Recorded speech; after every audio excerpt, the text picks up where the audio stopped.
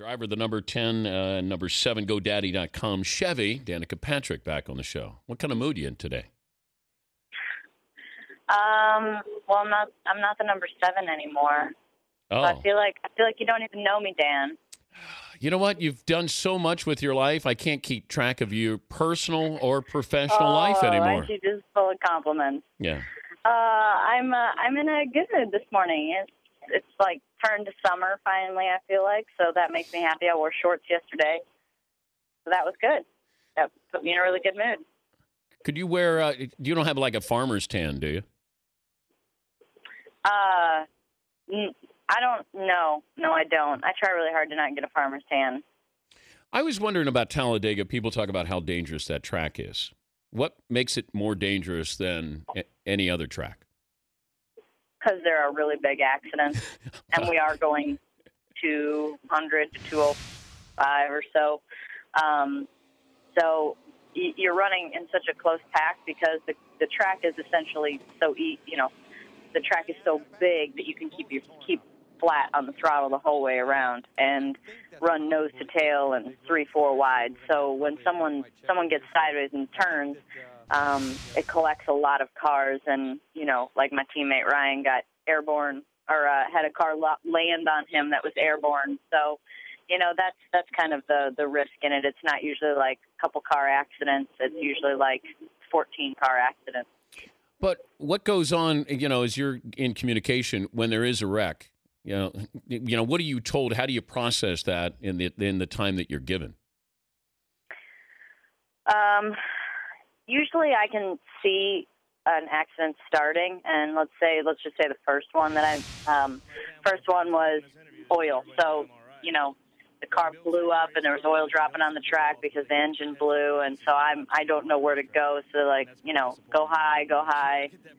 So I can't turn because I'm in the oil. So I just get on the brakes and slow down. And then the next accident, it was a big one. It was 14 cars in that one, and I was just told, as soon as it happened, it was like, go low, go low, go low, and that just seemed to keep going low. And so I went all the way down as far as I could, and then there were cars down there where I got to, so I had to go up high, and then another car was sliding down the track and just about hit me, so I had to go low on him. And, it's probably, maybe 75% luck, 50% luck to get through the accidents and not get collected.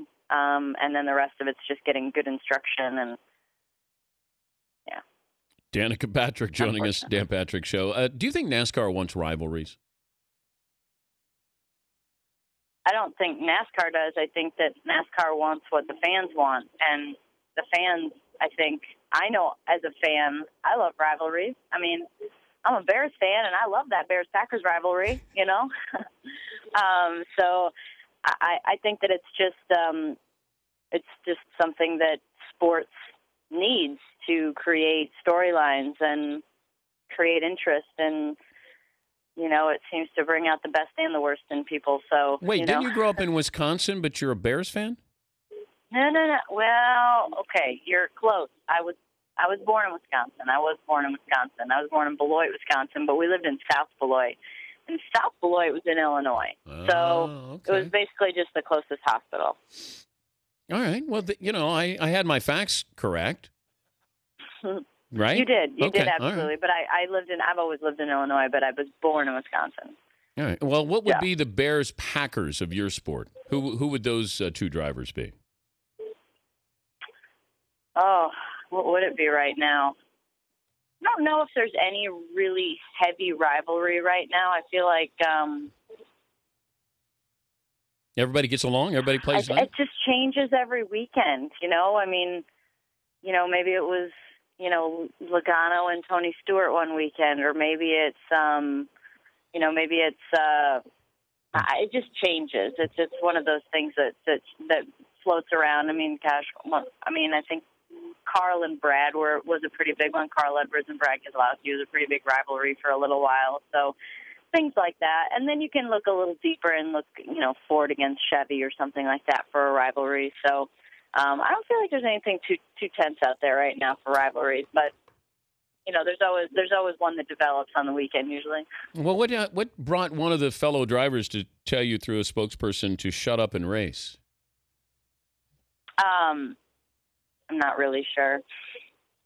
I was complaining about a driver that was just driving you complaining too aggressively. Like, Dan, you say it like I did. It's just that I say something and people are, if I hear some of the things other people say, I'm like, dang, how do you get away with that?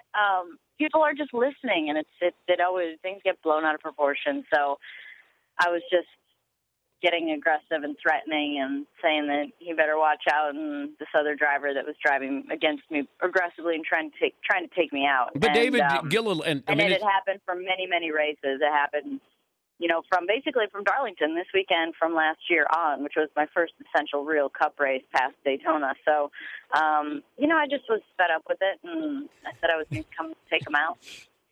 And he's like, tell her to shut up and drive. I don't know. I don't know.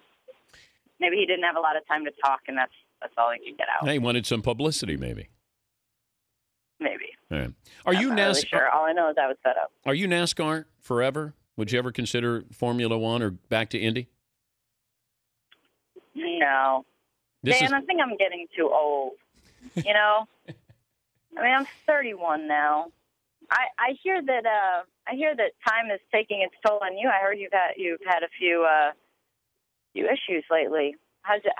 What was the most recent one? Your hand? Yeah, but I play hurt. Right? There's no excuses. I just play.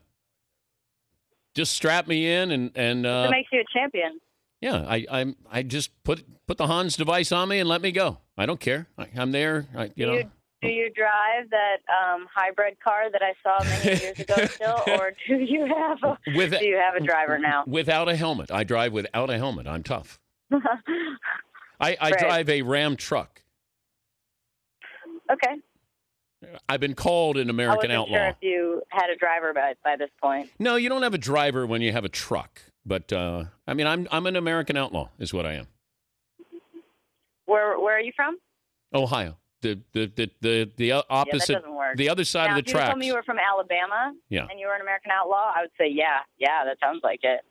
I don't know if Ohio people are American outlaws. You're from South Beloit. What the hell do you know about being an American outlaw? I never said I was an American outlaw. Well, then you're telling me I'm not an American outlaw. Oh, hang on. Something's going on. Things are getting crazy outside. We're in the bus lot, and somebody was starting to groove next door, and I wasn't sure if it was my music. It was so loud. Wait, who's next door, and what music they playing? Let's see. I got Casey Kane to my right, and to my left, I've got Kevin Harvick. Could you take Casey Kane? Could I take Casey Kane? He's a pretty little guy. Could you? I think that I am heavier than him. I'm not taller, but I might be heavier. If you got into the octagon, you think you could take Casey Kane? I'd probably just be counting the walls to try and see if it really had 8 sides. I'd probably be all distracted. It sounds like a yes to me. You always try and get me to answer these questions. I know. Me in trouble. I know. I had the audacity to ask you about, having kids. Remember that when you said, Dan, watch your mouth. I know. Well, I'm just asking. That's all. Just curious. That's all. Don't yell at me. Danica, doing your journalistic duty. Yes, Danica joining us on behalf of Sprint Fan Vote, Sprint All-Star Race, Saturday, May 18th. You can download NASCAR Mobile 13, where the votes count double, or vote on NASCAR.com/Sprint Fan Vote. Did I get everything right there? That's correct. Yeah, no, you did a very good job. Yeah, the mobile app did twice, so that seems like the easiest option. If people want to see me in the All-Star race, vote for me. It's great to talk to you. I love that you're feisty. Are you going to vote for me, Dan? Are you kidding me? I'm going to stuff the ballot box. Are you going to be watching? That's the question. What do you do on your normal Saturday nights? Just get liquored up, just sit around, watch NASCAR. That's perfect. I mean, you're like the perfect fan. Oh, good to talk to you again. Well, I can count you in then for Saturday night. Hell yes. For the All-Star race. Because it's going to be at night, and it's going to be racing, and it's perfect. Just sit on your couch, crack a beer. I may be rubbing and racing at home. Who knows? Oh, I don't want to know that. Oh, I love you. Good to talk to you again. All right. Great to talk to you, Dan. Have a good day. All right. Danica Patrick, driver of the number 10, not the number 7, GoDaddy.com. Chevy.